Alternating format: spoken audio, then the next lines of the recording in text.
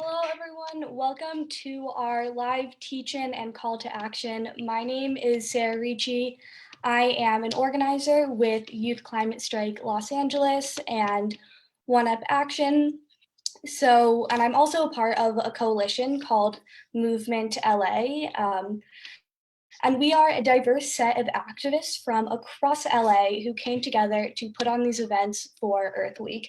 And today, Friday, marks our political day of action. So we are highlighting three important issues surrounding climate action in California, and also analyzing the connection between these issues and the overlapping global coronavirus pandemic.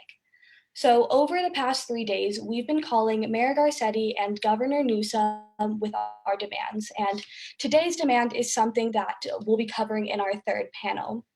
It is putting the health of our communities first and making our response to COVID-19 the first step towards a real Green New Deal that will build resilient communities from the bottom up. So all of our information to call in will be in the description. And if you haven't called in already, please take some time to quickly call and will make a huge impact.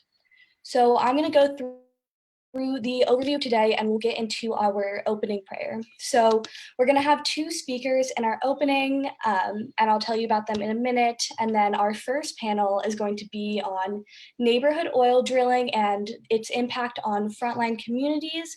Then we're going to have a break with some music. And then we'll have our second panel, which will be on 100% renewable energy by 2030 and a just transition, and then another break. And then our last panel about building the future for a Green New Deal through a just response to COVID-19. And then we will close off with an Indigenous prayer. So throughout all of our panels, we'll be answering as many questions from the audience as possible. So feel free to answer or to type your questions during the panel. John from Sunrise will be keeping track of all of the questions and sending them to me and the panelists as we go. So now let's move on to our first speaker, Yulu Fuentes.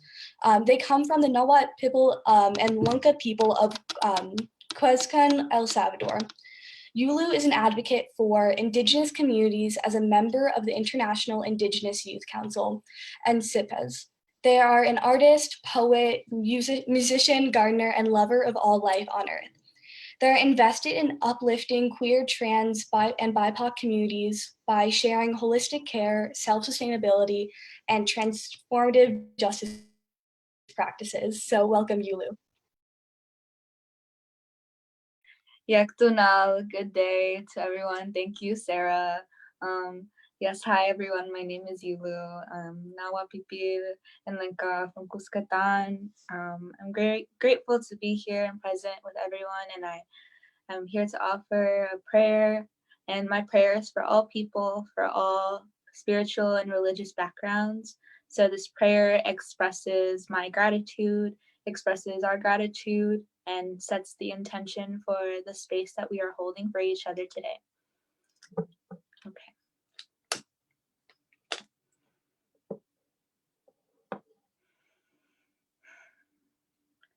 Patiush Panuchitiu, thank you, Creator, for another day of life, another day of breath, another day of existing so symbiotically and interconnectively with all life that is around us, for the 7 sacred elements that compose of us and sustain us.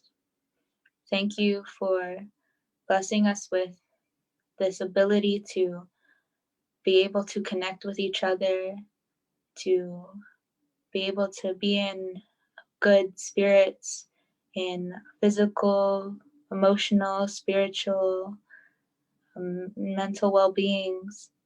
And it is a blessing to be able to share our medicines with each other and to be able to hear each other today in our path to uniting, our path to creating harmony with all life. I ask of you, Creator, to bless all of us here with the ability to hear each other, to listen to the voices especially the voices of those who are on the front lines and fence lines of these climate injustices, our Black and Brown, Indigenous relatives who are going to be present with us today speaking, and those who aren't able to have a voice to share their story. May their stories be heard and permeate through this space. I want to ask you to continue to bless every being with good health and wellness, so that we can be there for each other and we can be innovative and creative and sustaining of our communities through our art, through our words, through our prayers, through our actions, like this one that we are in right now. Additionally, want to pray upon our Muslim relatives who are observing Ramadan. May they be in good community and feel connected to their community and cared for. And I want to pray upon our Armenian relatives as well, who are observing the memorial of the Armenian genocide. That we recognize this devastation that has happened to people, just like many who have experienced loss. We want to be in solidarity with our Armenian relatives and acknowledge the pain and the grief that they hold on this day, and bless them with our support, Creator. Additionally, we want to just cultivate the space to be in presentness, in compassion, in open minds and hearts, so that we can continue to build together. Again, thank you, Mathew. Thank you. Thank you so much, Yulu. Our second speaker is Umar Hakim. A native of the city of Compton, Umar Hakim is the executive director of Intellect, Love, and Mercy Foundation. He holds a degree in both business management and ethical leadership, and is an active community organizer in Los Angeles. Umar is the founding principal of INKERIJ, an advisory organization that works with community members to disrupt irrelevant leadership and design new ways to sustain themselves and avoid gentrification. Welcome, Hakim. I'm Umar Hakim.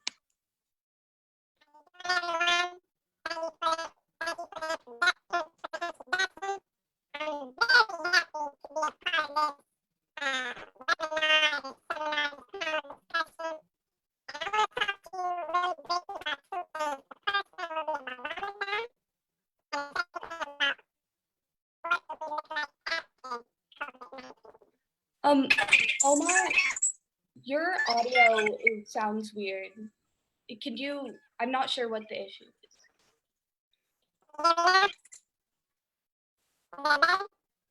Yeah, it sounds really soft. I'm not sure what it is.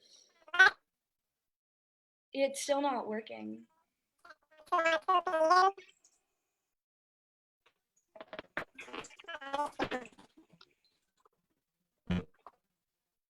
Sorry, just give us 1 second. Maybe you should call in using your phone so we can't hear the words you're saying. It sounds like fuzzy, like it's going really fast. Try turning your mic on and off.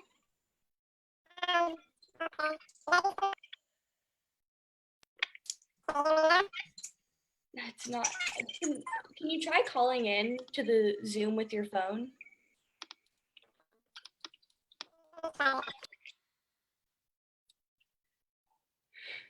Okay, he will be back very soon. Let's just wait a minute for him to call in.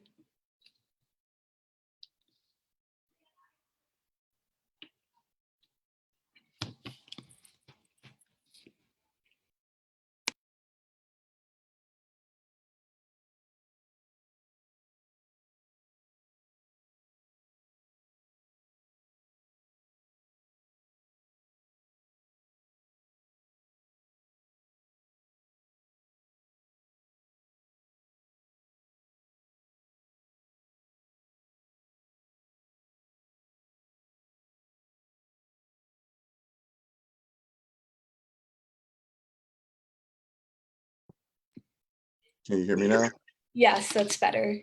that better? Okay. Sorry about that. I'm gonna start from the top. I'd like to thank everyone for inviting me to this panel discussion, this summit. During these days, I pray that everyone is doing well. My name is Umar Hakim. I'm the director for Intellect, Love, and Mercy Foundation in South Los Angeles. I'm also the board president for LA Voice. The mission for Intellect, Love, and Mercy Foundation is teaching life skills to replace social ills, and we do this in 3 ways. We community organize around to help Angelinos build power around civic, social, and other issues. We also do youth mentoring, which is a football camp, but our biggest program is during Ramadan. It's called Humanitarian, where we advocate for the homeless or those who are unhoused. So I want to talk to you about 2 things, Ramadan and what our roles could look like after COVID-19. So the first, Ramadan, I'm Muslim. I've been Muslim since 1998. I accepted my appointment to become Muslim in 1998 on July 1st, 1998, yeah. And so there's 5 pillars in Islam, or 5 protocols, or 5 standards in Islam. The first one is the belief in one God. Islam is a monotheistic religion. The second is prayer. We pray 5 times a day. The third is fasting. The fourth is charity, and the fifth is pilgrimage to Mecca. And so let's focus on the third. Today, the third pillar, which is fasting. Today is the first day of fasting for Muslims for the next 30 days. We're in the month of Ramadan on the lunar calendar. And this is the time when the Holy Quran, the Quran being the speech of God, was sent during the month of Ramadan to Prophet Muhammad. And in these 30 days, globally, Muslims are observing a fast. This fast is to clean up our own personal environments, meaning our mind, body, and soul, to please the Creator, and to basically reatone, readjust, restore, renew ourselves with our spiritual connection with the One Most High. And in this time, we fast for 30 days. We do it from sunrise to sunset. We abstain from food and water. We abstain from relations with we abstain from relations with our partners. We abstain from food and water. We abstain from foul language. Anything that's normally a bad habit, we try to embrace everything that is good during these 30 days. As I said, it's not a straight 30 days. It's from sunrise to sunset. So what does that look like for me? About 4 o'clock in the morning, I get up for what we call an early meal, or in Arabic, the word is sahur.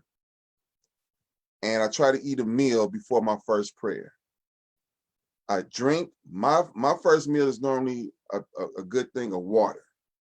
So I drink that, eat some fruits, anything light. You don't want nothing to do. I don't want nothing that's gonna drag me through the day.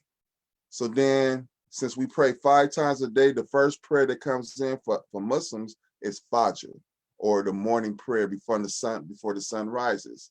So we make our intentions. We pray the salah, or the prayer. Then after we make that prayer complete, we begin our fast. And we begin our fast all the way around the clock until about 7 p.m. or 7:30, something like whenever sunset is. So I've been fasting since 1998 consecutively.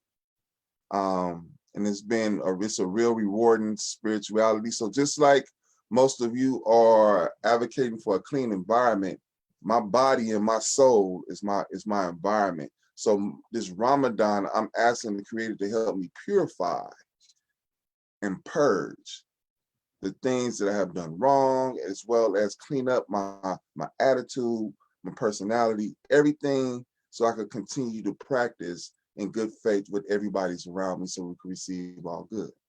So, Sarah, did I answer everything correctly with that? Yeah, that sounds, yeah. Okay. So if anybody have any questions, you could direct it to the chat, and then I'll answer whatever. So the second thing I want to talk about, I'm not an environmental organizer, but the principles are still the same. Now that we are in this COVID-19 situation, personally, what I'm doing is to see myself outside of COVID-19, my world as is compared to my world as it should be. So I'm taking this time in the pandemic on being safer at home to still do my essential work, but also think about strategically where I would like my work to take place after COVID-19. Now, a lot of people have started organizing during COVID-19, but as an organizer, the work, the training that we do throughout the year, and since we are organizers, a lot of times we become the first responders to everything that's going on. So all that organizing that you was doing previously with other organizations, other companies, those companies that you ran across that have the proper equipment to clean up the environment, that have the those organizations that you network with for legislation and policy change, all that's coming into place now. So now you're ready to be a first responder and put all that work into place. So now let's start thinking about what this work will look like after COVID-19.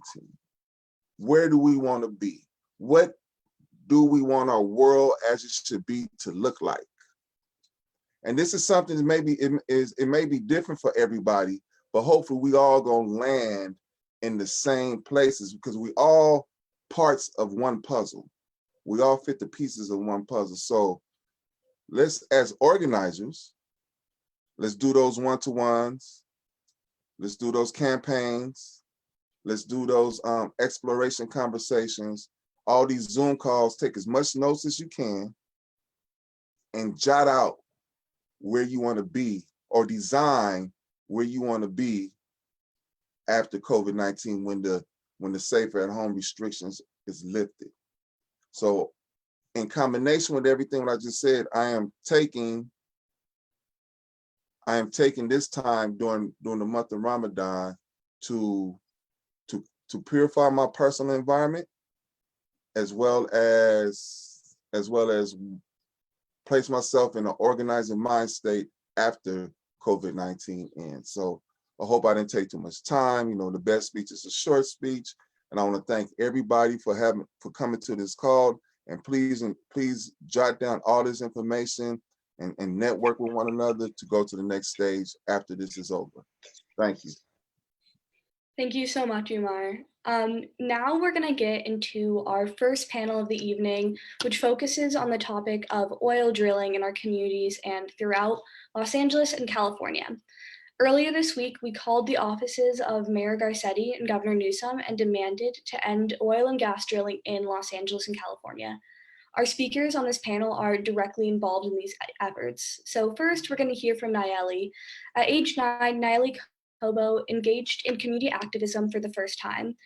Growing up across the street from INKERIJ Energy, an oil well in her community, Nalleli noticed her health took a turn for the worse. She worked with her community to create a grassroots campaign called People Not Pesos and hoped to permanently shut down INKERIJ Energy. Nalleli is a co-founder of the South Los Angeles Youth Leadership Coalition, a member of Stand LA who works tirelessly to establish a 2,500-foot buffer between oil extraction and homes and sensitive lands. So welcome, Nalleli. Hi everyone, can everyone hear me? Good, okay, cool. So my name is Nalleli Cobo. I'm 19 years old, and like Sarah said, I began my activism at the age of 9. I like to call myself an accidental activist, as I was essentially forced into this. I didn't wake up one day and decide to become an activist. It was what was right for my community and what I felt was my calling to do. So I grew up 30 feet across the street from an oil well called Alanco Energy that operates on land leased to them by the Archdiocese of Los Angeles. Growing up, I had various symptoms. I had heart palpitations and had to use a heart monitor for several months. Body spasms so severe I couldn't move. I had to be carried from one place to another. Nosebleeds so terrible that I couldn't sleep horizontally. I had to sleep sitting down so I wouldn't choke on my own blood at night. And asthma, and there's things that can come up in the future too, which is really scary. And then I noticed that it wasn't just me. It was a common conversation started in our community to say, I had to take my son to the ER last night because of his asthma. How's your daughter doing? And that shouldn't be a normal conversation started in our community. So we organized ourselves and started a grassroots campaign called People Not Pozos, which means people not wells. And we started sharing our story, going to town hall meetings, city hall hearings, letting people know what was going on in our very own backyards. When people think about change and advocacy work, they think of what they can do in a different state or a different country, continent even, and there's a lot of issues going on here in our very own backyard. So it was really important and powerful to let people know what was going on here in the city of Los Angeles. Then we noticed that we weren't the only community being affected by urban oil drilling. So we created Stand LA, a coalition that works tirelessly to establish a 2,500-foot health and safety buffer zone in the city of Los Angeles between oil extraction and sensitive land. And when we get that buffer zone passed, it would close about 86% of oil wells in the Los Angeles area because of how close they are to schools, hospitals, parks, which is really terrifying. I'm also a co-founder of the South Central Youth Leadership Coalition, and with Communities for a Better Environment Wilmington Youth, we sued the city of Los Angeles for environmental racism and violation of the California Environmental Quality Act, better known as CEQA, and we won. So when trying to reopen or expand wells, there is now a memorandum and a new application itself, which is really powerful, and it's really good to know that as youth, our elected officials are still forced to listen to us just because we put them in those seats, whether we vote or not, because we're still advocating for them behind closed doors. We're still making phone calls, phone banks for them. And it's important to know that they work for us. And I do this because I believe everyone has a right to breathe clean air and have access to safe, clean drinking water. And we shouldn't have any environmental barriers based on our zip code or socioeconomic status, ethnicity, gender. Yeah, that's fine. Thank you, Nalleli. And our next speaker is going to be Ben Goloff. But before I get into his bio, I just want to remind everyone who's watching to type your questions in the chat, because after Ben speaks, we're going to have a questioning portion. So yeah, Ben Goloff is a climate campaigner at the Center for Biological Diversity, where he organizes with communities resisting threats from the fossil fuel industry and advancing a just transition to 100% clean renewable energy. He studied biology, environmental justice, and climate politics at Swarthmore College and earned a master's degree in environmental governance from the University of Oxford. His organizing and action research focuses on solidarity, building across generations, and movements for climate and social justice. So welcome, Ben. Thank you so much, Sarah. And it's such an honor to be here with one of my movement heroes, Nalleli, Cobo. There really isn't anyone who's done more for Los Angeles communities everywhere fighting toxic fossil fuel emissions and extraction. So Sarah said, I'm a climate campaigner at the Center for Biological Diversity. And in our climate program, we use law, science, and organizing to address what we see as the root cause of climate change, fossil fuel extraction. And that impacts not only wildlife, but also, as we're talking about today, unjustly communities around the country and the world. Nalleli talked a little bit about the crisis here in Los Angeles, and I'm gonna zoom out to talk about some of the work that Nalleli and I are doing together at the state level. here in California. But first, zooming out just a little bit more, I think all of us know this, but the fossil fuel industry has worked for decades to deceive the public on the dirty impacts of their product, both for communities poisoned by toxic extraction and emissions, and for all of us impacted by the climate crisis. They've padded the halls of power from local city halls on up to the White House with lobbyists and corrupt politicians, and they have virtually unlimited resources to defend our interests, their interests. That's true here, even in California, despite its green reputation. And that's what Nalleli and I are organizing together to change, alongside everyone else here and hundreds of organizations around the world. So California actually remains one of the top oil producing states in the country. And our state extracts 200 million barrels of oil per year. More than 5 million Californians live within a mile of an active oil well. And as you heard about from Nalleli, the science is clear in terms of the devastating health implications of living next to extraction, including higher cancer risks, but also things like higher respiratory problems, which makes folks living near oil extraction especially vulnerable to illnesses like COVID-19 that attack the upper respiratory system and the lower respiratory system. The horror of drilling in California occurs disproportionately in low-income communities of color, and so this is a crisis of justice. And the science is equally clear that stopping fossil fuel production is urgent for avoiding and averting the worst of the catastrophic climate crisis that we're in. California has spent some time trying to reduce the demand or consumption for climate polluting products. You've heard a lot, I'm sure, about reducing emissions, and these efforts are important. But in addition to addressing demand, we also have to address the crisis at its source and address the supply of fossil fuels, keeping fossil fuels in the ground, because we know there isn't room in the global carbon budget for any more fossil fuel extraction. I've talked about what the problem is at the statewide level. Now I'm going to talk for a second about the solution. So along with many of the groups here at today's rally, we're a member of Last Chance Alliance, which includes over 700 environmental, health, justice, faith, labor, parent, Indigenous rights, and other organizations, not just here in California, but because this is a global crisis, from around the world. And a major part of that effort is a youth campaign called California Youth versus Big Oil, a collaboration of frontline youth living next to fossil fuel extraction and leaders in California's youth climate strike movement. Building on decades of organizing in communities like Nalleli's across California, we're calling on Governor Newsom to do 3 things. Number 1, announce a health and safety buffer of 2,500 feet, protecting frontline communities. Number 2, end all new fossil fuel projects. And number 3, plan a just transition, phasing out all fossil fuel production in an equitable and fair way for workers and communities. This past year, we've had some pretty huge movement and policy milestones.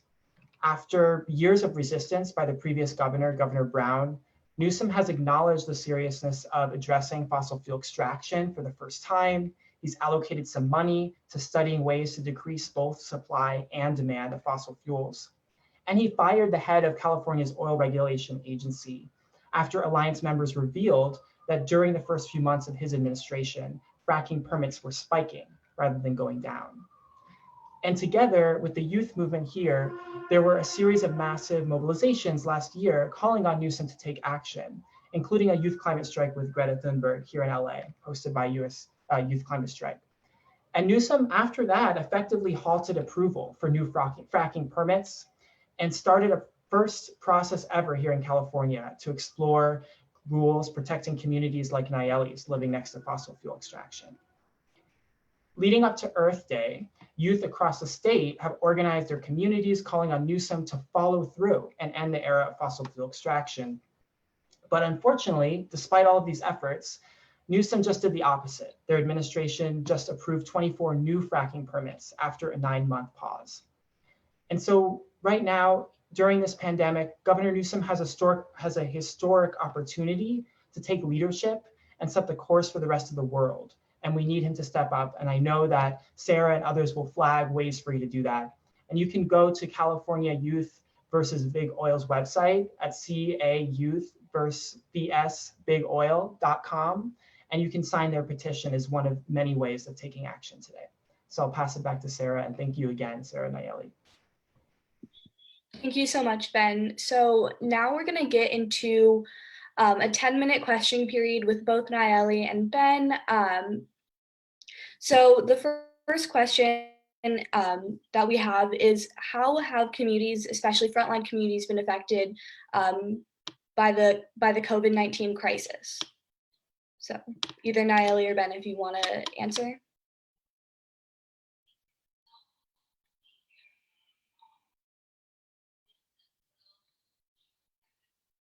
I was gonna let him answer, but okay.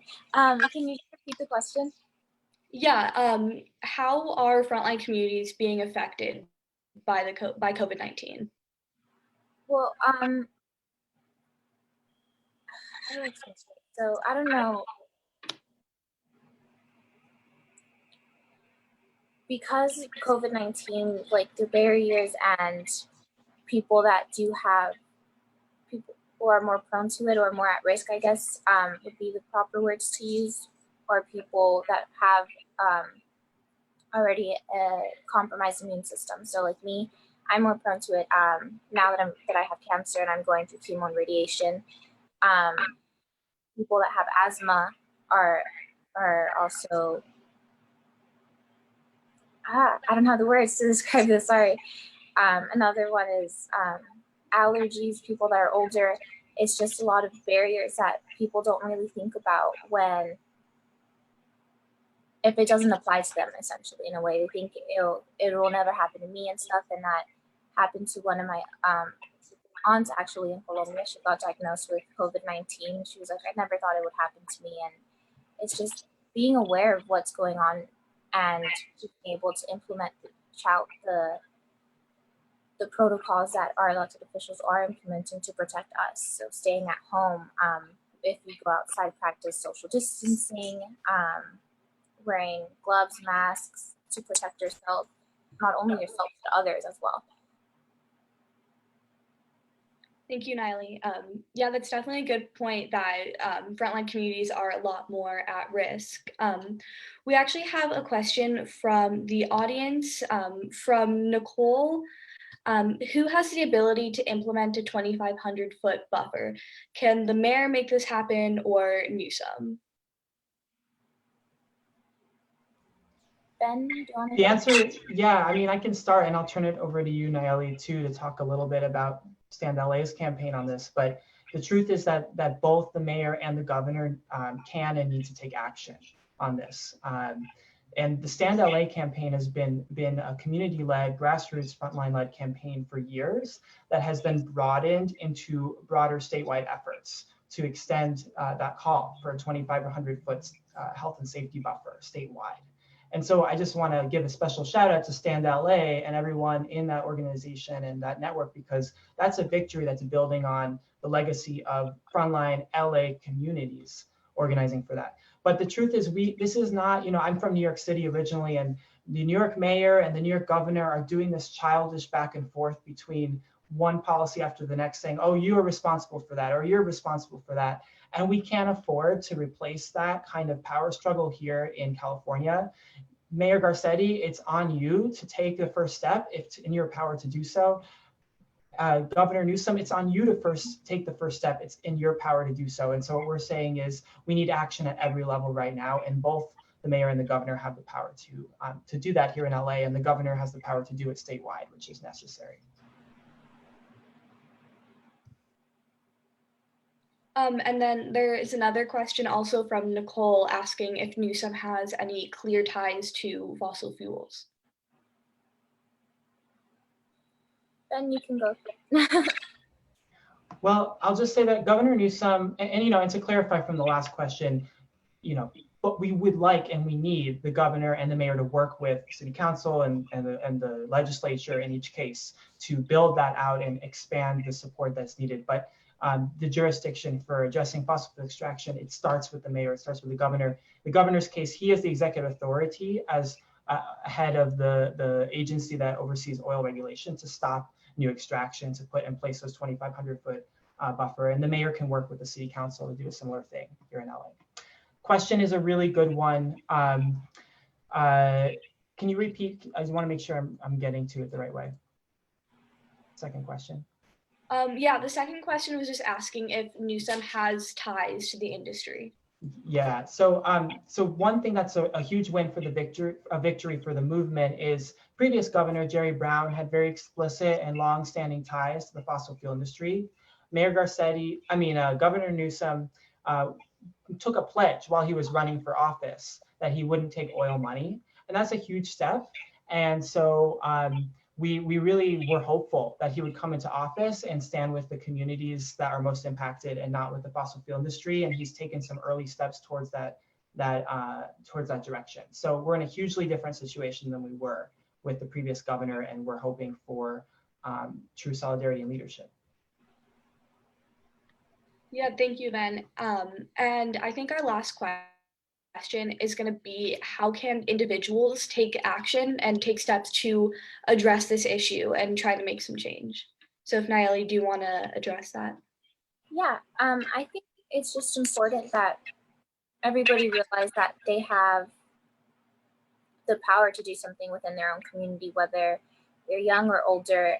Everybody has a story to share, just like I have a personal story, and I may not know all the facts behind the science or the technical names and things like that, but I know my story, and I'm going to share that, so to inspire people to stand up and defend their community or defend people, vulnerable people in their community as well. I think just going out there and realizing, becoming educated on an issue that you're interested in and inspired by is step number one, and realizing that you can create change regardless of anything, of any barriers, of language difference, of your age, ethnicity, socioeconomic status. Just becoming aware and educated, I think, is step number one. Yes, thank you so much, Nalleli. And thank you both for speaking. We're going to move into the break portion of today's event. So thank you both so much for speaking. If you're just joining us, we're going to hear a performance from Rivers Wildergreen. And then after that break, we're going to hear another panel on why we need a rapid and just transition to 100% clean energy by 2030 and how workers are responding to COVID-19.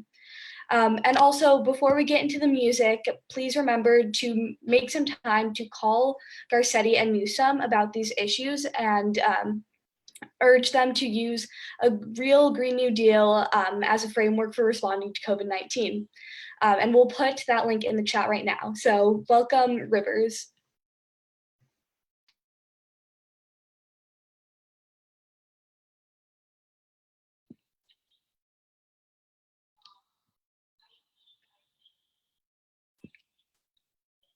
Rivers, do you want to unmute yourself so people can see you?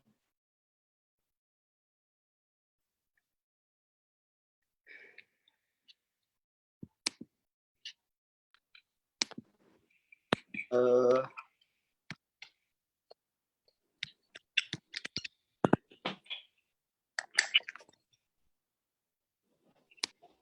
right, can you hear? Yeah, we can hear you. Beautiful. Thank you, Movement LA. Thank you, everyone, for all of your hard work. I'm honored to perform for you, and I hope everyone is getting what they need at home. This song's called "We Met at a Protest."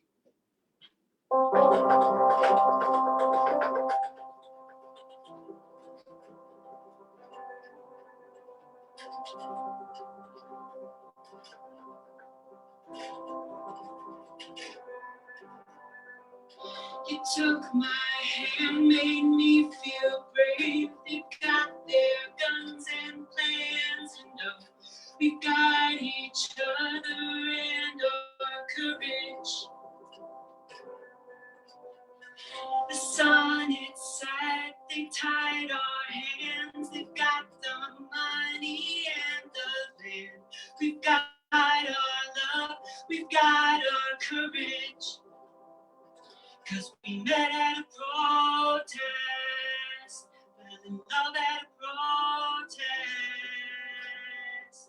we met.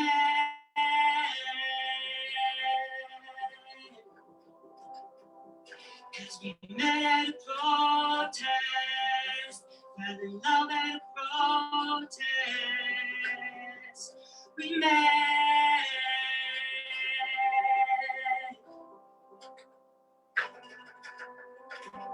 The forest threw us in jail. Guess what? Our love's too big to fail. We will persist. We will prevail. Y'all know why? 'Cause we met at a protest. Fell in love at a protest. Where we met.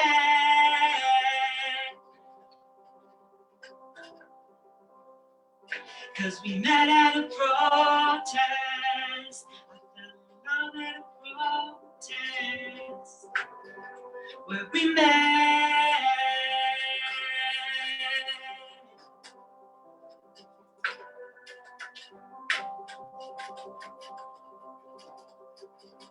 And I'll forgive what you say you haven't learned, just know baby steps aren't for the grown. See the earth, she's not dead yet. We've still so much to protect. And this isn't a cute song, this is a threat. Oh, we'll meet at a protest. You'll see me at a protest. Where we met.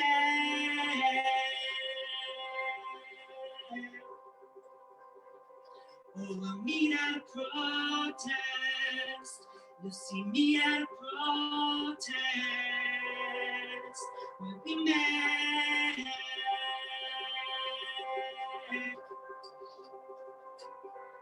Where we met.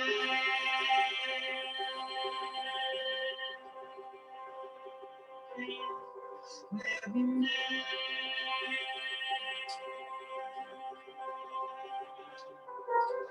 At a protest.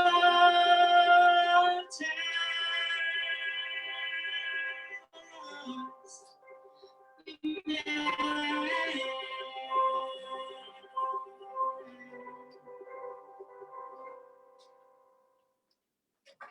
All green, everything. Thank you, Rivers.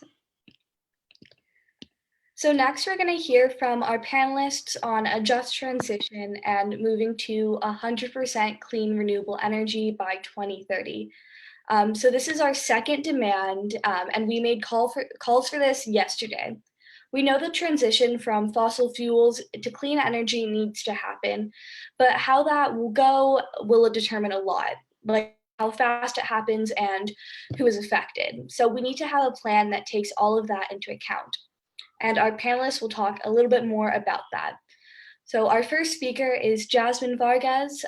She began her environmental justice activism working with Greenpeace, later honing her craft with the Sierra Club, Communities for a Better Environment, and Los Angeles Alliance for a New Economy as Repower LA's coalition coordinator.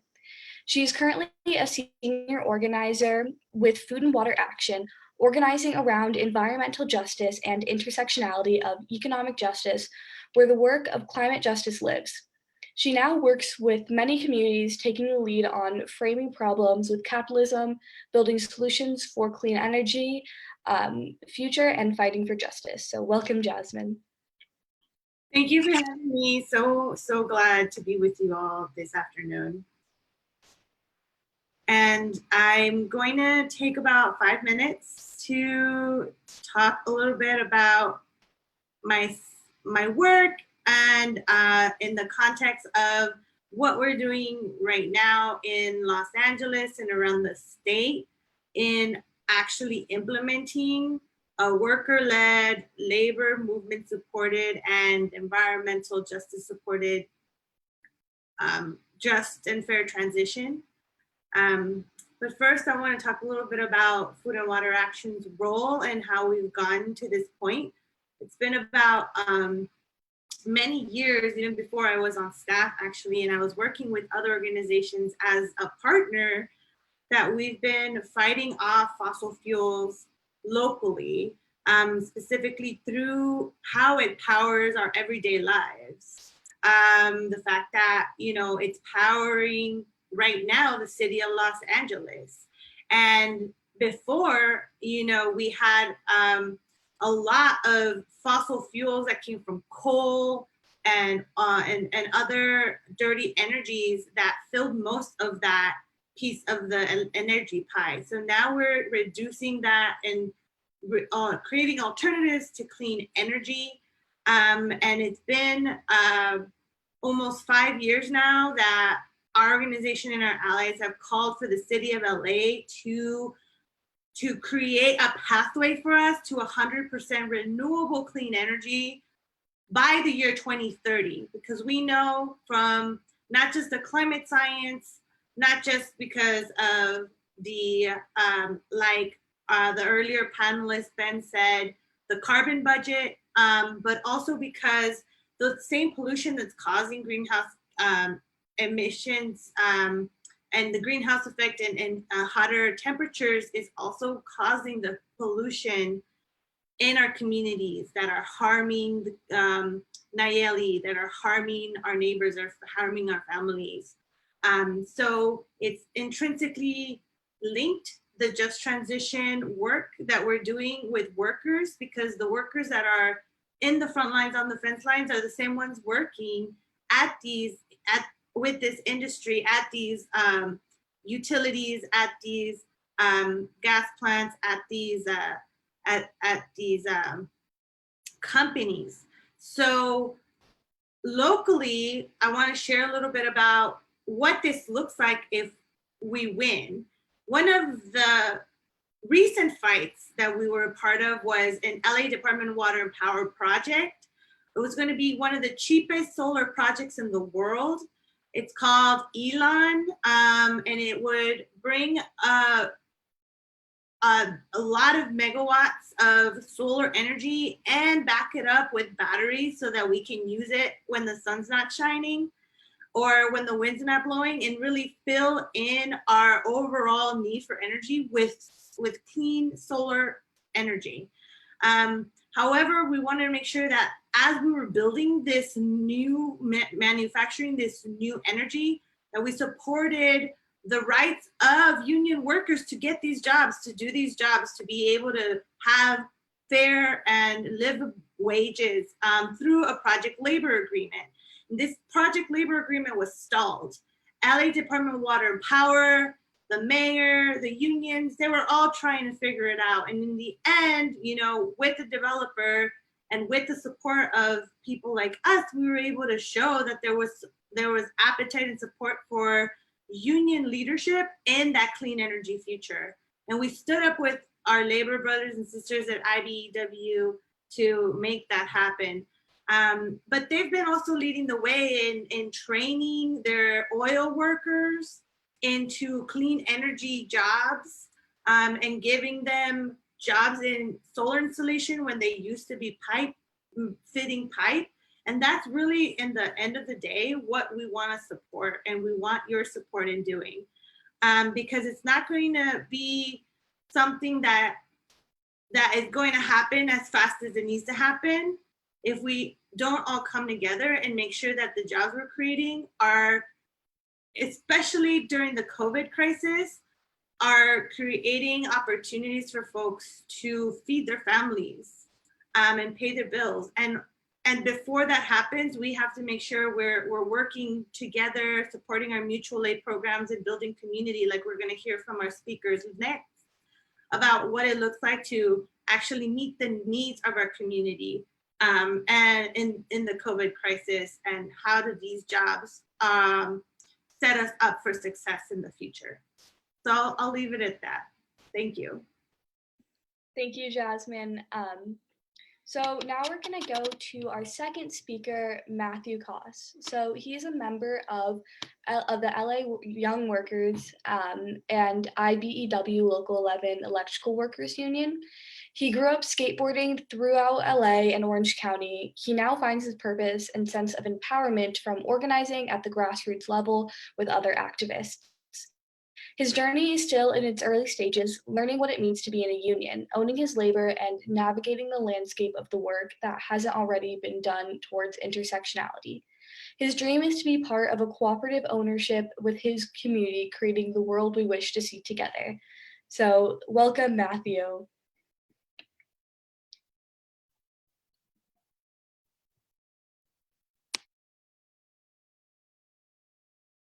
Mathew, your microphone's muted. Oh, no, we're good.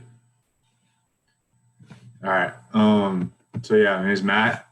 Last name is Cose, Mathew Cose. I'm part of the electrical workers union here in LA. We're local 11, and I am here also. I'm part of the LA Young Workers. We're part of the LA AFL-CIO, which is a larger group for our unions. And basically just, I set off on my journey down this path is when I first been faced with depression for a really long time, like a hard hit depression. This was after I realized that school wasn't for me anymore, just part of an entrenched system, and that skateboarding wasn't going to be a dream of mine either. So I was just basically overwhelmed with going from job to job, just in the service industry. And I always just wondered how I'd ever make it and get upward mobility in society. At the same time, Bernie gave up the nomination in 2016, and as a young adult, this is my first experience with politics and becoming aware of the status quo. I just felt very overwhelmed with everything, and basically now I just feel compelled to fight for the environment. I mean, it gives me a sense of mental clarity, and I just feel it's morally right to do when doing this is also fighting against the injustices of the past that have been done to people. And standing up for a regenerative world, to me, rather than a world that exploits itself, is empowering day to day. I'd much rather be a player in politics than a spectator. And that's just a little bit of why what I do. Coming from a background of skateboarding to a labor movement, when I set off on this path, I just felt like I was humbled. I didn't have any option to go rather than just stand up against these things that are happening, like the elections. Donald Trump's president is all right, I got to step up, and I was at the time just looking for a decent wage, solar installer fitted. It was $15 an hour. And I got a certificate at Santa Monica College, and that right there was a professor, and he was a retired journeyman from the IBEW, and he basically explained that for 100% renewables to be implemented, there has to be a decentralized battery grid in our communities, and ideally owned by those communities. So he pushed me to just choose to commit myself to something for 10 years. I needed discipline at the time, and I just did it. I just did the next thing in front of me, and continued reaching out to people. And here I am today. I'm a part of this union and confederation of unions. Basically, I get a lot of hope from knowing that whether I do this or not, there's still going to be a fight ahead of us. So I might as well just start now and step up along the way. Things happen, and slowly over time you got a body of work that's been done, some momentum. And I enjoy stepping into this, just not knowing what I'm doing at all, and then meeting all these incredible people along the way. It allows me to believe that these goals we have are possible, because step by step, but we get there. And I think that a lot of people in this generation probably feel the same way about the way I do, lost and overwhelmed and broke. I felt that steps towards a regenerative future. I think that a lot of people in this generation feel the same way, and doing any sort of work towards a regenerative future should like value their work that they do and their labor, like because it's essential to build the infrastructure that we're looking for and demanding. Like you know, I get a lot of stability in my life today, and it's the work we want to see. If a large number of us come together and value like these principles, then like we could demand the work, and then like we're there ready to do the work ourselves. We're going to get that work eventually, you know, with our project labor agreements. And that comes from a power in our labor and like that organized power in our union. So I don't know if I'm going over on time, but like I basically, you know, work at LAX right now, and we're building all sorts of stuff there. So this shutdown happened, the virus, right? And no one wanted to be at work at the time because they're scared. And basically, it was an odd time, but like we came together and we walked off the job together, and it was just a action for us and together that we took that makes me feel that there's power in our numbers is what I'm saying. And we're in a crisis right now with the virus, but like we're also in a climate crisis. And if we pull together this power together, like eventually we will get more PLAs for what we're looking for and more agreements that favor our what we want. Like so basically I'd like to just remind all the activists out there and aspiring activists that are just starting that besides demanding things from the government is that like there's literal work that you can do with your labor that's sometimes hard, but it's rewarding, and especially when you come together with a lasting solidarity with your brothers and sisters. So, I mean, you can get creative in your negotiations and make direct demands from your government and your employers too, to create this livable future that you want. So it's insane that like we have this stimulus bills that are coming through in this crisis, and they're leaving behind ordinary people and bailing out these giant conglomerates. But we can at the same time pivot that in our favor, but for a green jobs program. But of course, we need to have each other's back and you know, demand that from our employer. Thank you so basically much, all I Matt. got. Thank you, Matt. So if anyone has any questions, please put them in the chat so we can answer them. The first question that I have for you two is, what does a just transition for oil workers look like given the drop in oil prices? And can oil workers being laid off be a part of the solution to transition California off fossil fuels? So if either of you wants to address that.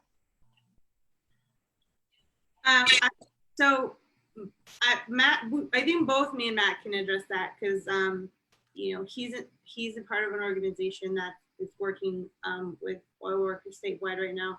But I wanted to just jump in and add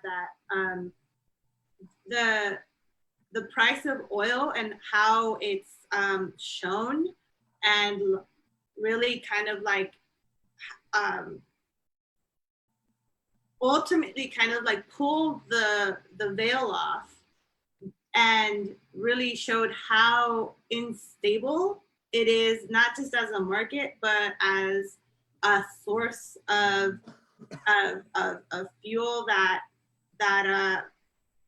can keep a market and keep the economy stable. So it's in the interest of the fossil fuel workforce to actually prepare their workers for the next transitional phase, because I don't think that the problem here is whether or not they can do it. I mean, we've transitioned from you know, riding horse and buggies to riding trains to riding planes. So it's really a matter of political will and like our ability to kind of shift.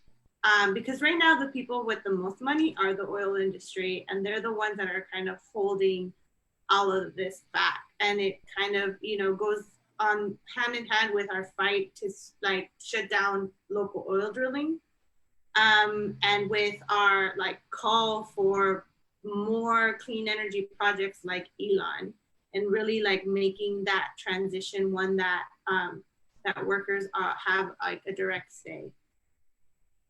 But I want, there's like Labor Sustainability Network. I don't know if Matt wants to talk a little bit about that.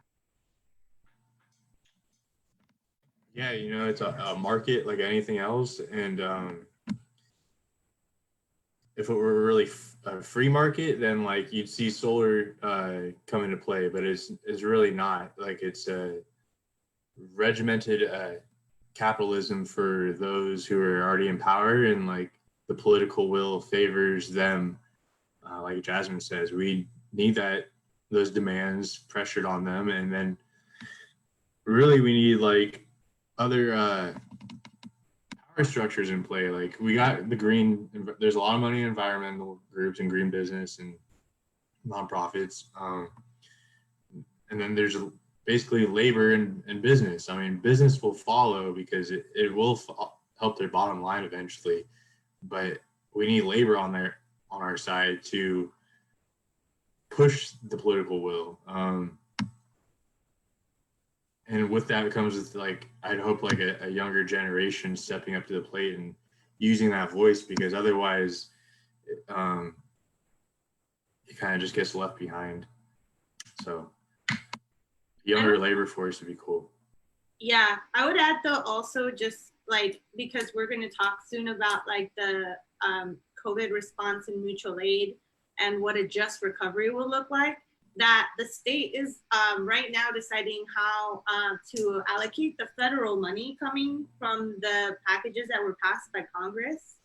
And so there's a lot of unions and a lot of folks that are healthcare workers that are all trying to make sure that like those resources are going to the ones that need direct relief now.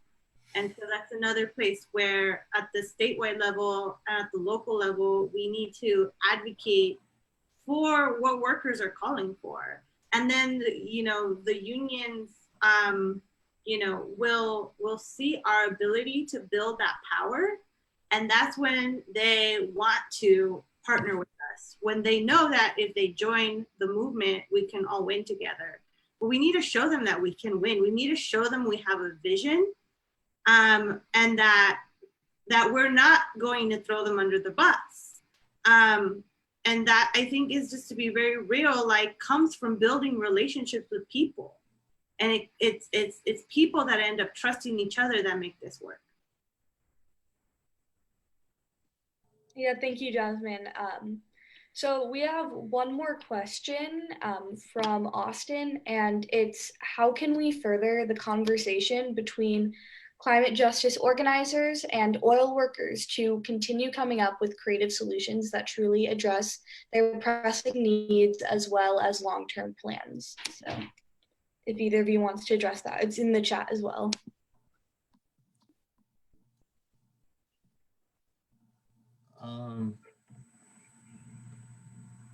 I kind of just carry on what Jasmin just said. It's about building relationships, get to know each other, bring each other into each other's circles, slowly or fast, however you want to do it. I mean, whatever you feel is right. But I'm seeing that works easiest is reach out to people your age. Typically we like agree upon the same thing. This has like been a very like youth-led movement, but also, I mean, like there's people out there that aren't aware of things and they're hip to things. They're a little bit more few and far between, and it's harder to hit them. But I mean, that's all I got. Like, build those relationships is there. Yeah, so the Labor for Sustainability Network is actually having a session on Monday coming up where they're, have all of these union reps from different unions at the table.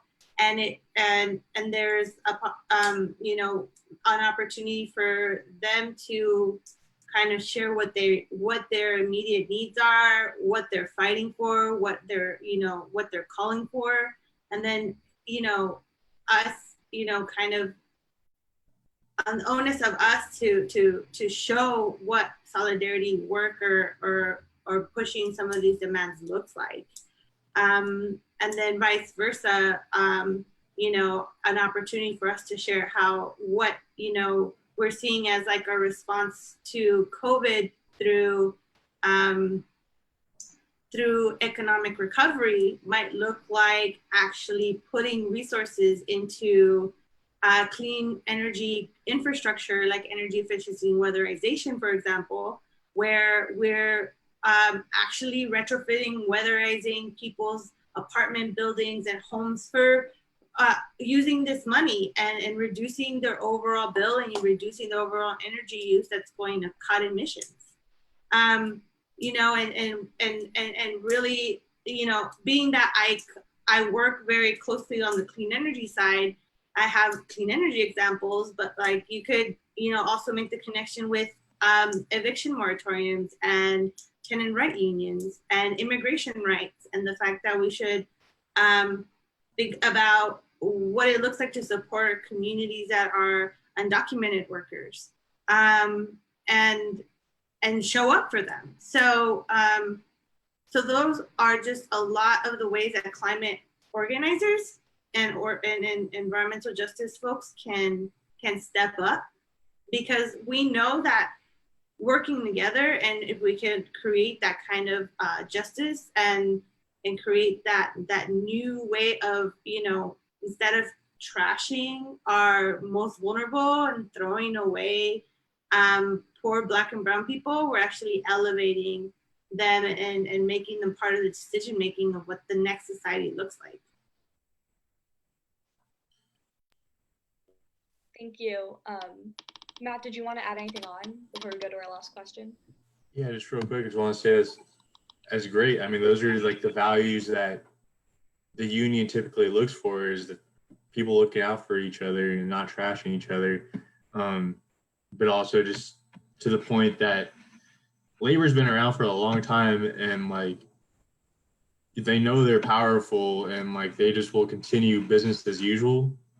And so like I see it really necessary that people take on to that and just like reach out to labor. There's gonna be more environmentalists reaching out to labor than labor reaches out to environmentalists. Like I feel like I'm solo a lot. The labor network for sustainability is there, but it's also just a broad coalition from across the country. So like here in LA, there's really skin of the outreach, but the potential is there.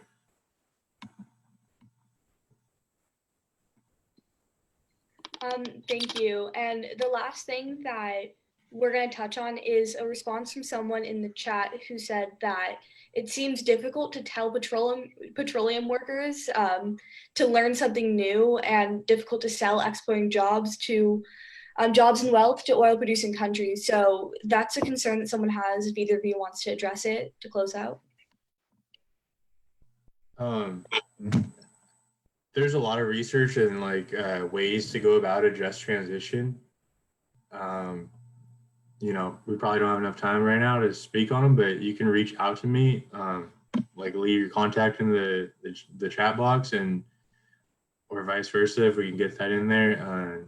And like I'll send you some information, like, because there's a list of things that could be done, like from like securing retirement or transferring your apprentices, securing the wage in the meantime.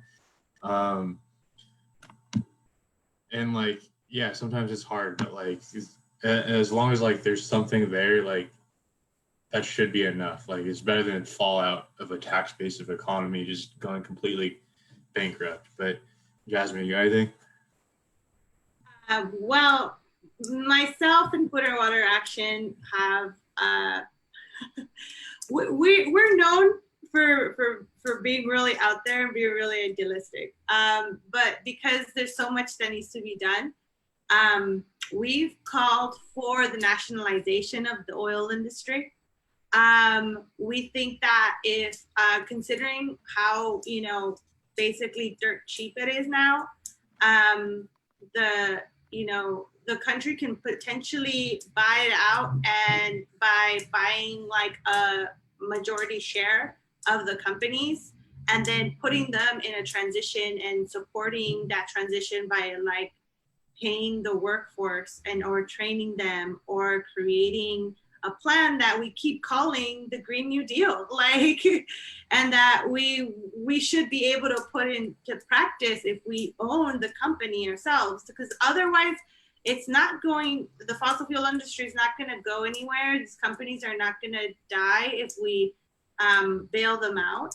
And the transition is not going to happen unless they're bankrupt. And we're seeing that in California right now with PG&E, where we're like, trying to, already deal with what it looks like when the instability of climate crashes with like our ability to meet our energy demands.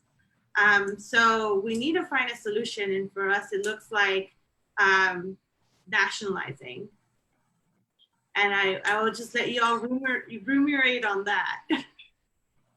Thank you so much, Jasmine. Thank you to both of you. That was a great panel.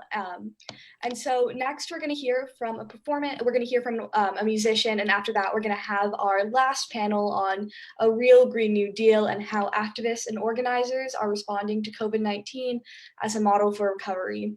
And just another reminder to make the calls to our government officials so we can make real tangible action, and we'll put that info in the chat. Our next performer is Ariel Martinez Cohen. She is a singer, songwriter, producer, and activist from LA, California, and she's the music director at 0 Hour, a youth-led organization for climate justice. Welcome, Ariel. Thank you so much for having me. I just gotta say, like, it's so inspiring hearing everybody speak on the two panels, and I can't wait to see the third one right after this. But yeah, this is a song called We Rise that I just wrote with 6 of the other team members on my music team with 0 Hour. And those are all amazing women from across the United States. And so, yeah, here it goes. And feel free to sing along. As I know, this is a stressful time, and sometimes singing or clapping or whatever can help. So, yeah.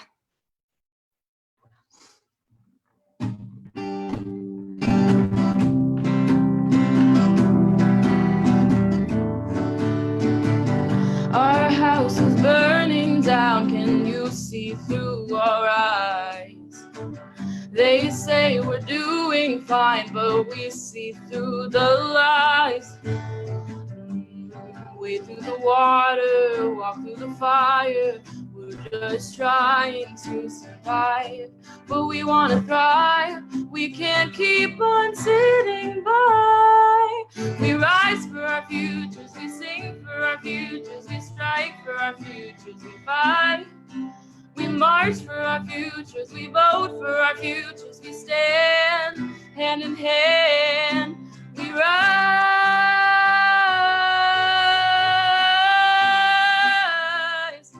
we rise.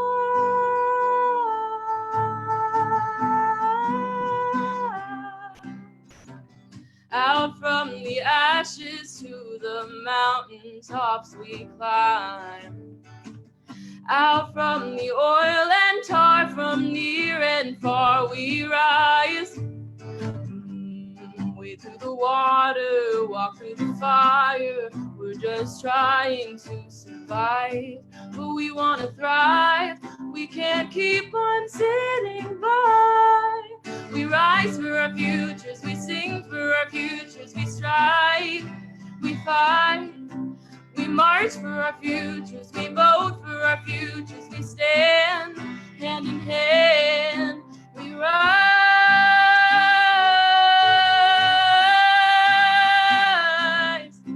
we rise.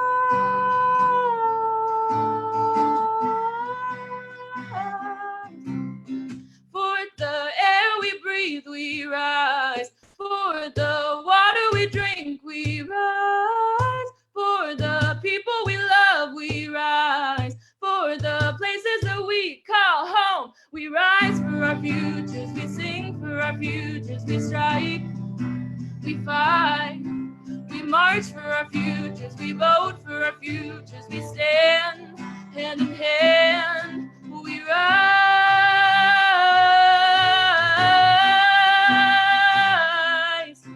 we rise.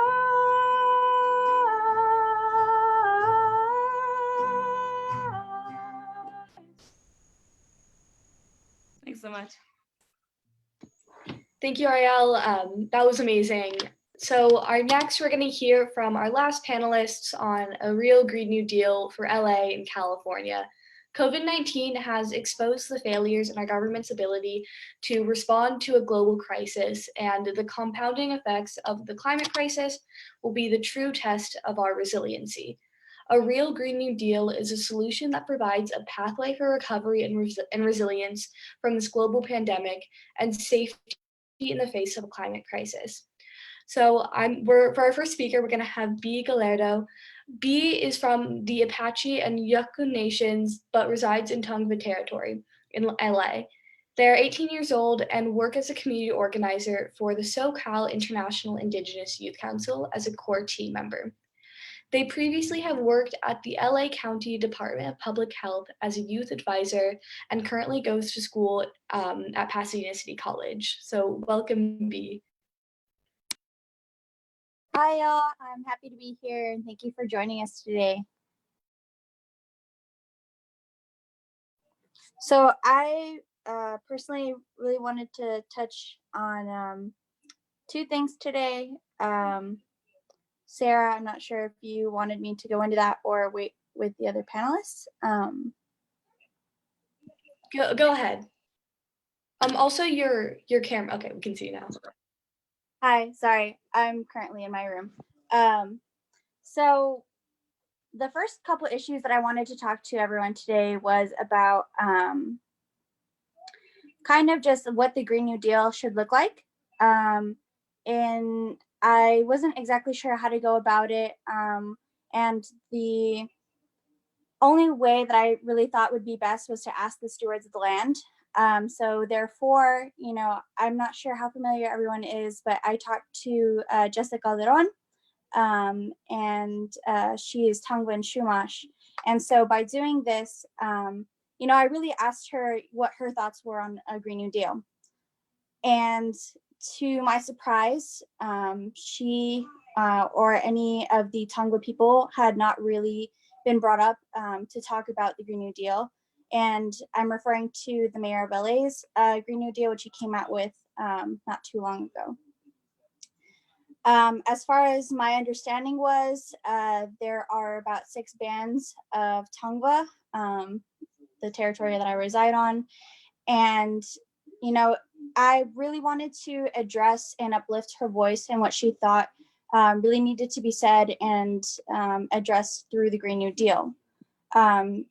So throughout planning all of this, we were really thinking that there needs to be more Indigenous leadership. In fact, the word Indigenous itself only comes up once on page 18 out of 152 pages in the Green New Deal, which was kind of embarrassing, kind of sad to hear that, you know, the people who came up with this Green New Deal didn't exactly involve the voices of the Indigenous people, especially because they are stewards of the land, and this is their territory. So we decided the best way to go about this was to have the approval and inclusion of Tongva people, all 6 bands, and, you know, nothing pretty much flies by without their approval. They've known the land longer than anyone, and this is their home. So we agreed that, you know, that was something that definitely needs to be talked about. Also establishing a Tongva Native Elder Society for the Tongva territories. And, you know, she was really talking about having at least 4 elders who would be chosen by the Tongva people. And that makes sense. Native politics kind of gets a little tricky when you talk about like the Bureau of Indian Affairs, things like jurisdiction, things of that sort. So, you know, we thought it would be best if the Tongva people actually got to choose who their elders were and who was being represented for them. another topic that we wanted to bring up too was having a Native American monitoring pretty much personnel who oversees different projects. So this includes housing projects. This includes, building pipelines and holding, for example, Department of Water and Power accountable for things of that sort, because you could be digging through their ancestors. We've seen it multiple times, freeways being built over burial sites. So that's something that we also wanted to keep in mind about. Also being on, knowing where your resources are coming from.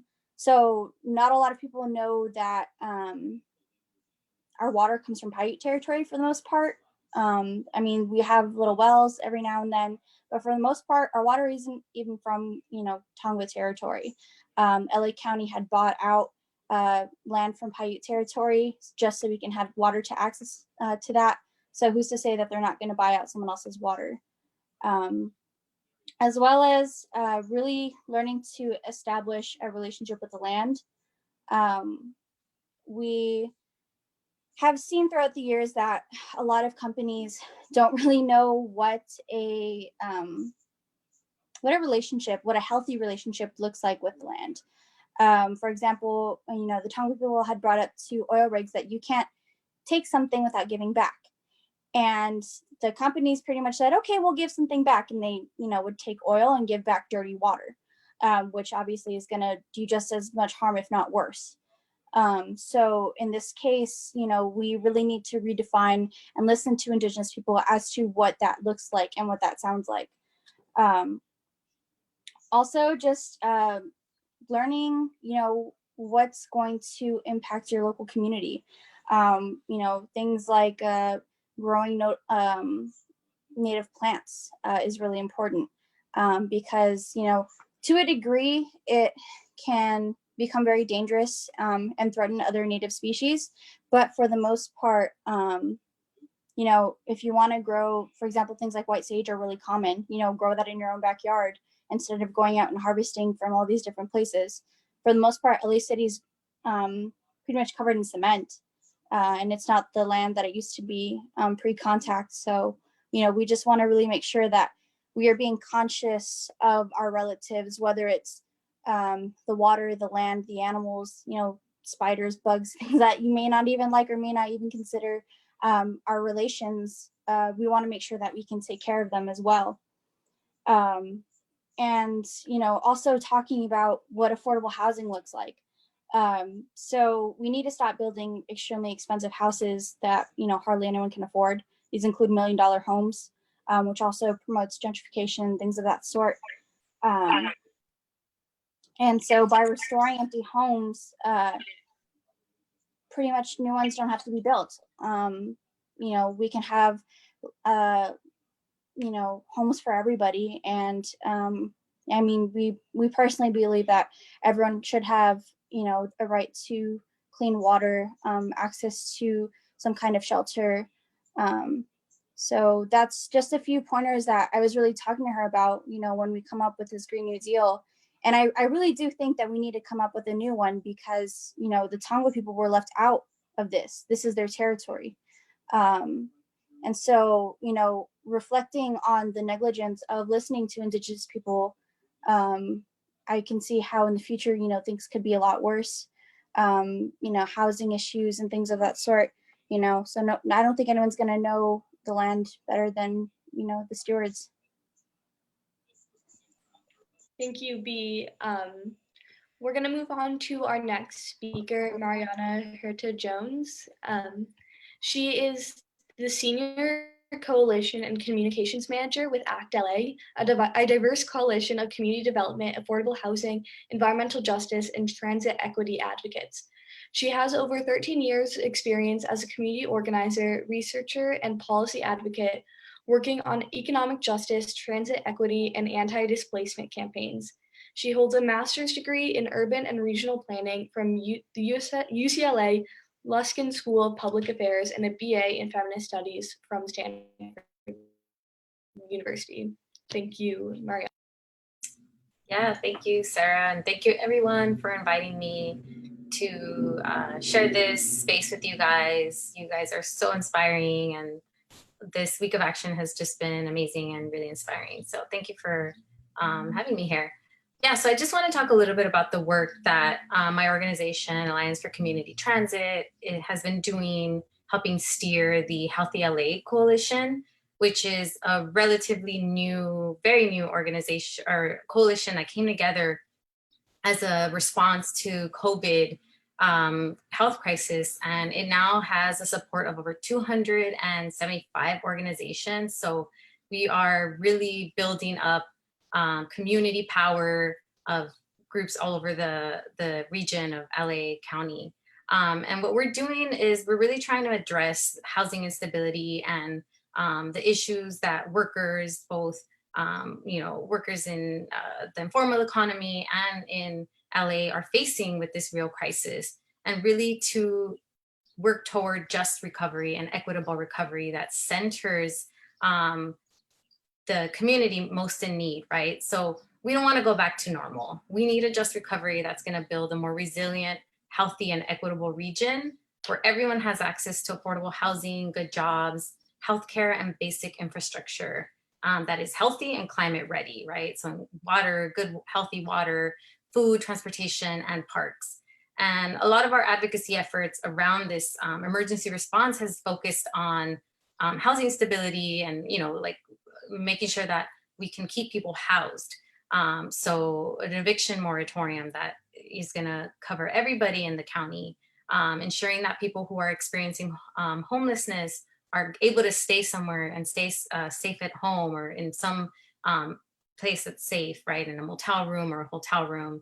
We also wanna work on reducing the jail population to prevent further spread of infection, and protecting essential workers and laid off workers so that they can be guaranteed a job when we recover from this health crisis. So we're doing, advocacy around different issues.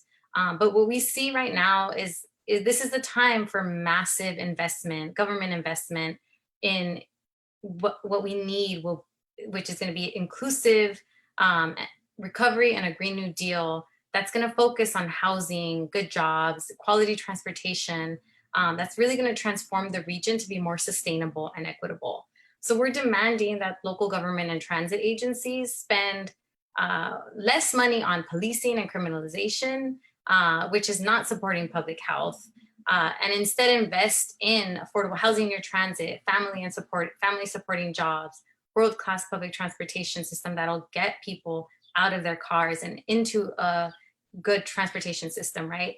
And the LA Green New Deal is one way to do it, but we need to push for better. We need to ask that both the mayor of LA and our government representatives are doing what we need to do to actually have a more sustainable region, including, in the work that we're doing in public transportation, ensuring that we're getting people to use the bus and public transportation. So making our bus system faster, right? I know that's one of the elements of the Green New Deal, to ensure that we're electrifying buses, we're getting the buses to be faster so that people actually want to use it and it's more reliable, and we can do that through bus only lanes. So we really see this as a moment, right, for our leaders and our community to really step up and address these really concerning issues that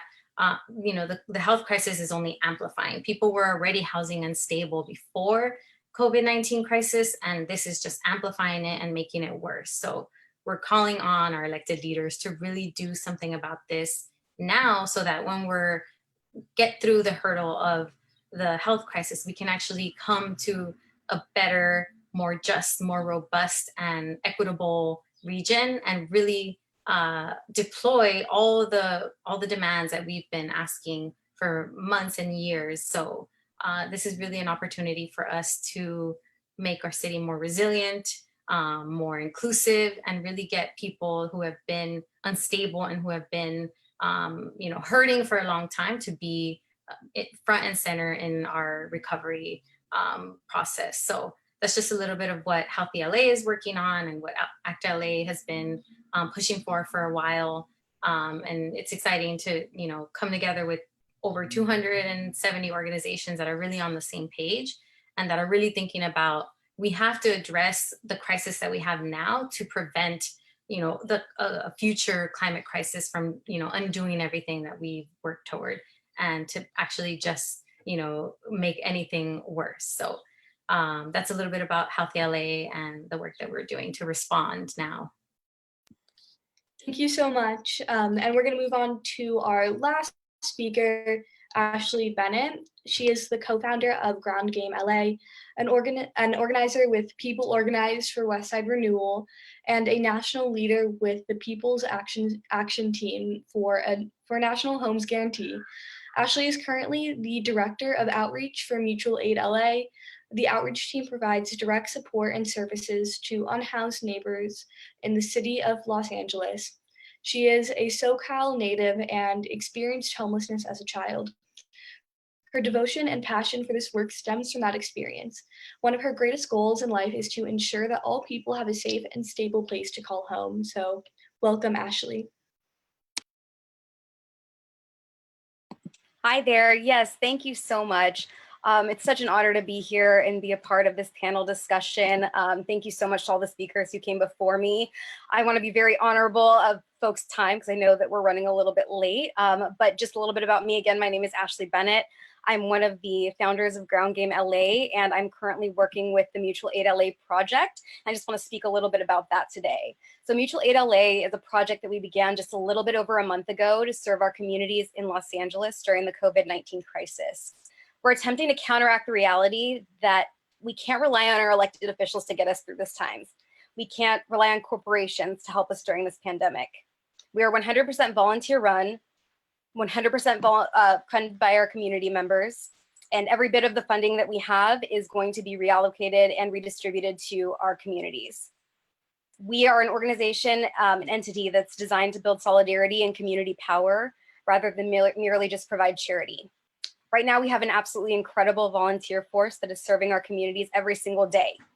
We are making food and supply deliveries every single day to folks who can't leave their homes or can't afford to go out and purchase basic survival needs. We are ensuring that every delivery that goes out is clean and sanitized by our incredible inventory team in a procedural way that has been approved by our medical and sanitation teams. My team, Mutual Aid Outreach, is working every day to bring basic survival resources such as food, water, tents, blankets, connection to services such as job placement, shelter programs, and permanent supportive housing programs to unhoused brothers and sisters in Los Angeles. The concept of mutual aid isn't anything new. These networks have been created in times of crisis throughout history to help serve and provide for the most vulnerable and oppressed members of our communities when no one else is willing to step in. They work to uplift the most impacted and address the deep structural inequality that is exacerbating the impacts of this crisis. In reality, this crisis period isn't going to end anytime soon. Even after the pandemic passes, our communities are going to be hurting from this for years to come. Mutual Aid LA is working to serve the poor, the unhoused, the uninsured, the unemployed, and countless other marginalized members of our communities. After this crisis ends, the question we need to be asking ourselves is, how are we going to continue to build a better future for these communities? I'd like to talk a little bit about the spirit of the Green New Deal in LA and the world that we're trying to create.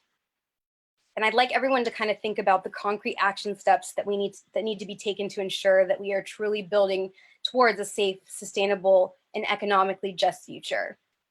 For many of us, our coalition partners in the Mutual Aid LA project, some of those concrete action steps they must include, first and foremost, rent cancellation. Millions of people have been forced into unemployment since the beginning of this crisis and this emergency period. The financial fallout of this pandemic is compounding California's already disastrous housing crisis. And a growing number of people are being forced to make the difficult decision between continuing to pay rent in order to maintain a roof over their heads or using that money to buy food, medicine, and basic supplies. That's not right. We absolutely need to be lobbying and pressuring our elected officials to move on not just passing an entire eviction moratorium, but we need a cancellation, because if our communities are going to survive after this, we can't be in contract to pay back rent. The second thing that I really want to speak to is a national and local homes guarantee. Currently, there are over 60,000 residents of Los Angeles County who are experiencing homelessness and fighting for sparsely allocated resources for shelter, food, and survival. The rate at which homelessness is being experienced in Los Angeles has already been classified as a state of emergency, and the lack of adequate response to this crisis by our elected officials will mean the same fate for thousands more Angelenos. Everyone deserves a safe place to call home. And when this crisis ends, we have to continue working towards building homes for those folks. We must be forward thinking and we must plan for our future after the COVID-19 crisis ends. That being said, we also must take care of our most vulnerable communities to make sure that they have all the resources they need to survive during this period of the pandemic.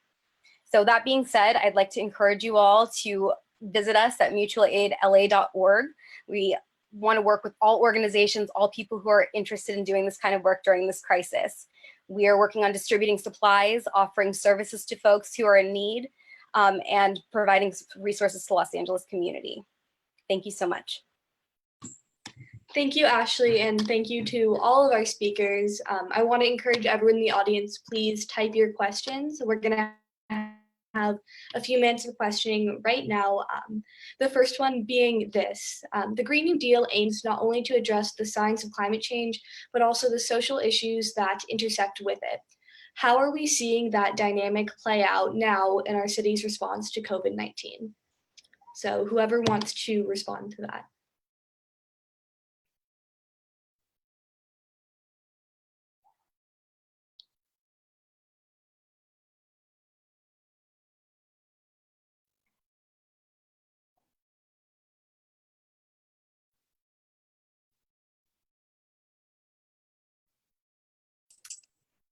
I can touch on it a little bit. So, so I think the city of LA has good intentions, but we have not seen enough, right? I mean, I think this is a real crisis, as we shared, you know, both Ashley and B and myself had shared how this is having major impacts across issues of, you know, health, economic, social issues. And while we, you know, a moratorium is critical, we're not addressing the issue of debt, right? That people are going to have debt if we do not forgive or suspend or cancel rent. So this is something that is going to have repercussions in many more months to come. And it is not looking like a real strong response as of right now. So I think that, you know, if we're looking at climate change crises in the coming years, we need to do something about making our city and region more resilient and to be able to address housing and homelessness and, you know, jobs right now. So I think that we need to push harder and we need to see more action right now. And could one of you touch on what the response to COVID-19 in the Green New Deal would look like and what values we need to be encompassing within that response?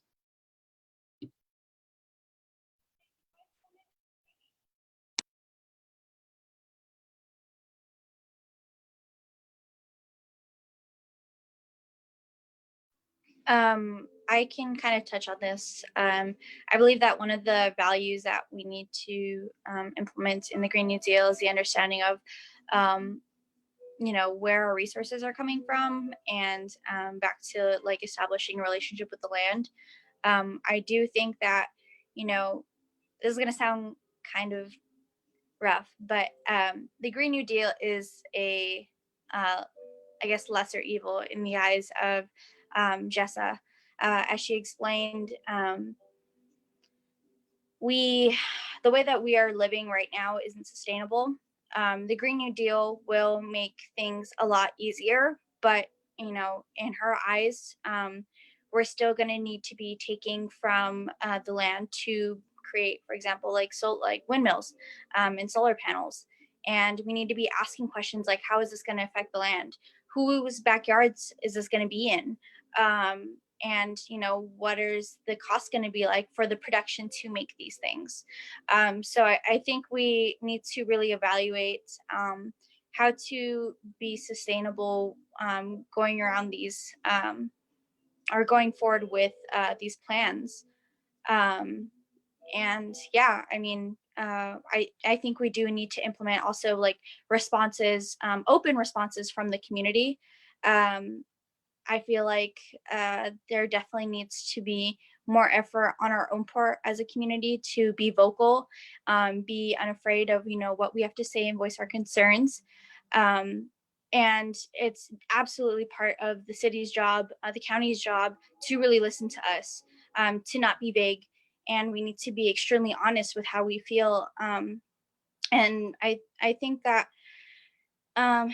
yeah, we need to really evaluate how's this gonna play out. You know, once we talk about these things, how is this going to move forward?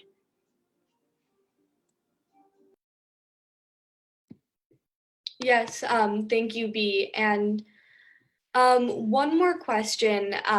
So could maybe you, Ashley, speak a little bit more specifically about what is working and what's not working in our city's current response to COVID-19?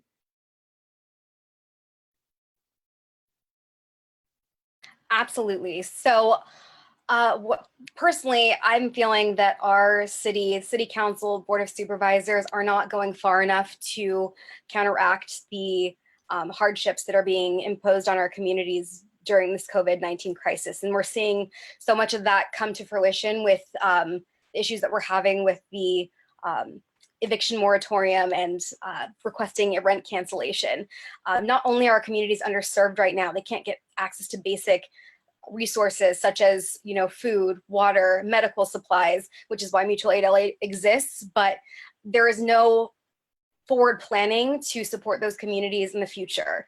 The fact that they're saying, you know, we have a technical like rent moratorium right now, or a eviction moratorium, and people are still getting eviction notices, and there's no plan to support folks who, you know, have become unemployed during this crisis after the crisis period ends.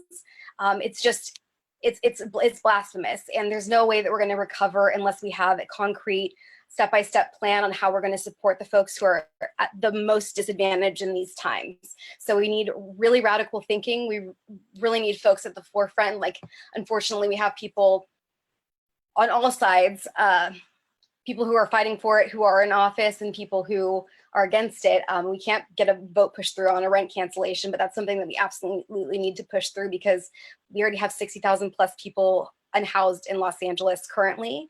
And that number is going to increase exponentially if our elected officials do not adequately respond to this crisis. So there needs to be a lot more pressure from the community to our elected officials, and they just really need to be thinking about not, you know, what the financial fallouts are or what the legal risks are, but they need to be really thinking about the communities that they're serving, the communities that elected them, and make the changes that they need to make in legislation and really enact things that are going to support our communities in the future. Thank you so much, Ashley. And that is the end of this panel and the end of our teach-in today. Thank you so much for everyone who spoke and shared their stories with us. And thank you to the audience for joining and listening and asking questions. One last reminder, there will be a link posted in the chat for the call-in scripts to take action and call our mayor and our governor. So please take action and do that. And again, thank you to all of our panelists and performers and all of our partners and everyone involved in Movement LA for helping organize this week of action. And I'm going to pass it to Alexis to close us off for today. Oh, fam, we made it. We made it through Earth Week.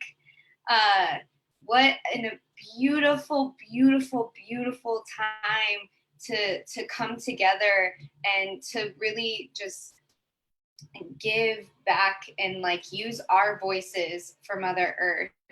And I just want to like commend all of you guys for showing up, for being here.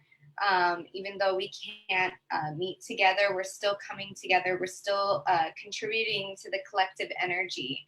And I just thank you so much for everything you did to help and participate in this week.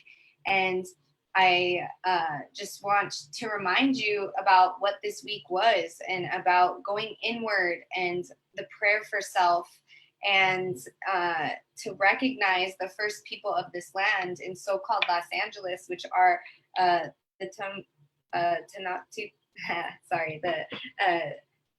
Tataviam, the Shumash, the Quiche, and the Gabrielino Tongbe people, the first people of this land. And to remember that not just today, but every day is Earth Day, not just one day or a week. Every single day is Earth Day. And how are you contributing to help Mother Earth? We also want to remind you to divest from corporations that fund big oil and fossil fuels, and to call into your elected officials.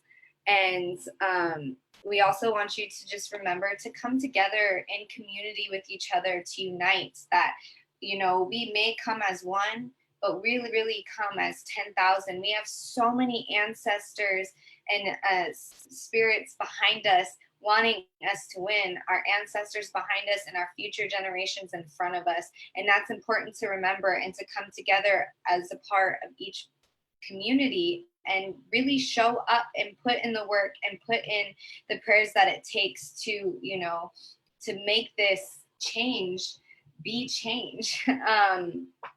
Yeah, so I just want to also just take a moment before we close out in prayer and in song to just take a moment of silence. Today is the Day of Silence, which is an event for the LGBTQ plus and trans and two-spirit community, to recognize bullying and harassment towards that community.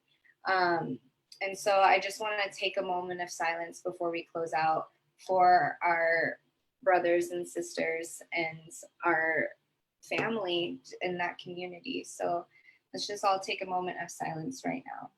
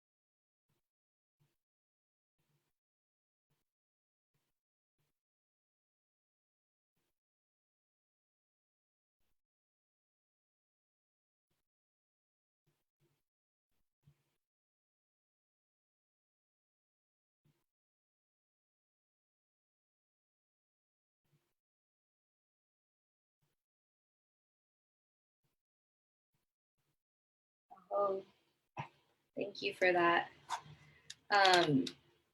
I just wanted to light some medicine and share that with you all before I offer a song and a prayer as we close out here. And just wanted to give you some good medicine before we leave here.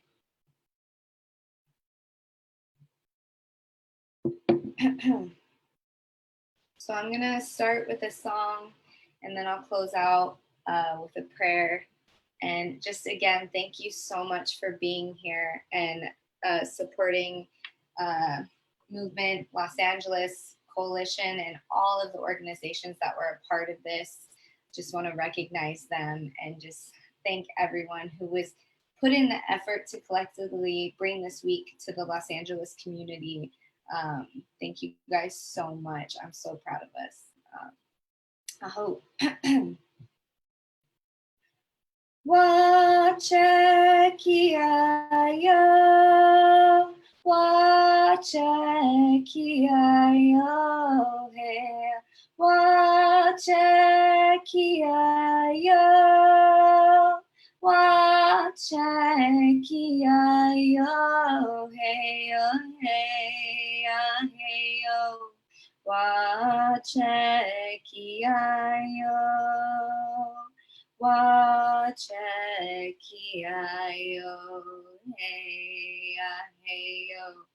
Wachekiayo, wachekiayo, heyo, heya, heyo. Mahiatiopa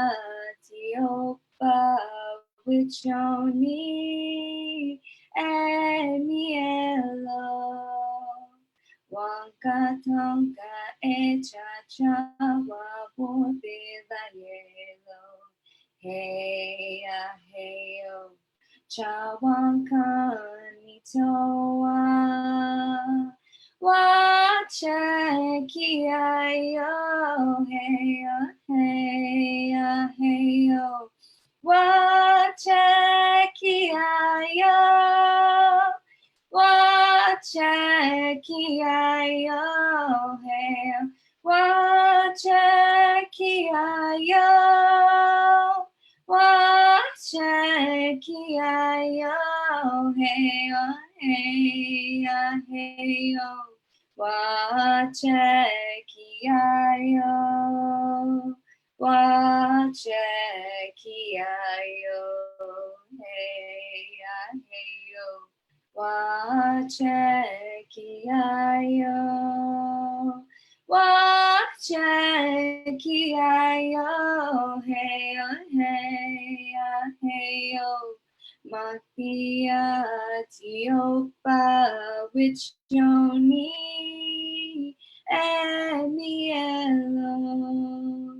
Wankatonka echacha wabubila yelo. Heya, heyo. Chawankanitoa. Wachekiayo, heyo, heya, heyo. Oh, Tungashila Wapila, thank you so much for another day. Thank you so much for bringing us here all together today and all day or every day this week. For bringing us together to stand up and to fight the good fight and to stand up for Unchi Maka, Mother Earth. And I just want to ask you to, as a collective, just open our hearts and open our minds and open our spirits to, the wisdom of the earth, all that she has for us to know and understand. And I just pray that you bring us closer to her and you help us in her fight to keep everything moving, to keep everything going.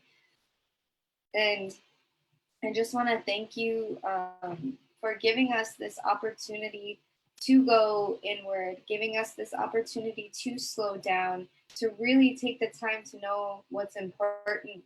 And I just pray that for all the families that are affected by COVID, I pray that you keep them strong, that you help them, nurse them back to health, because we need them. We need them here with us.